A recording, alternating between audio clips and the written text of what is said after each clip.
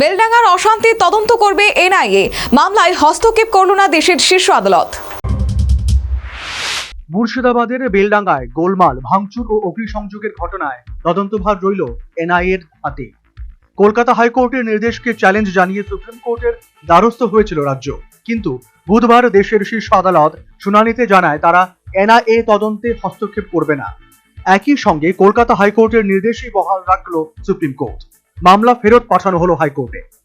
এদিন সুপ্রিম কোর্টের প্রধান বিচারপতি সূর্যকান্ত ও বিচারপতি জয়মাল্য বাগচির ডিভিশন বেঞ্চে রাজ্যের আইনজীবী কল্যাণ বন্দ্যোপাধ্যায় বলেন, হাইকোর্টের নির্দেশের পরেই এনআইএ তদন্ত শুরু করেছে।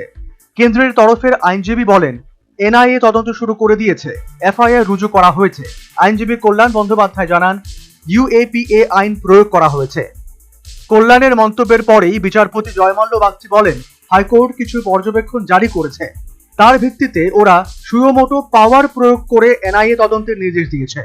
আপনারা হাইকোর্টে ফিরে যান, আবেদন করে জানান ওখানে ব্লকেড হয়েছিল, পণ্য এবং জনগণের যাতায়াতে বাধা হয়েছিল, 2 পরিযায়ী শ্রমিকের মৃত্যুর জেরে তৈরি গণরোষে বিক্ষোভ দেখা গিয়েছিল।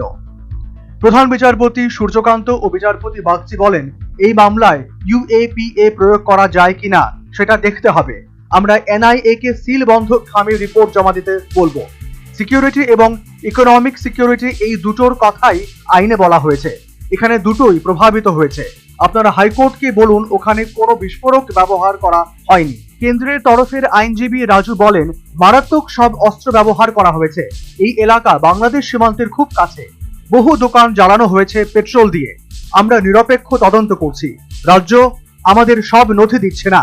রাজ্যের এফআইআর বলছে ডেডলি ওয়েপন ব্যবহার করা হয়েছে। বিচারপতি সূর্যকান্ত আইনজীবী রাজুকে বলেন, এটা আপনার এজেন্সির দায়িত্ব, তারা সবকিছু খতিয়ে দেখবে।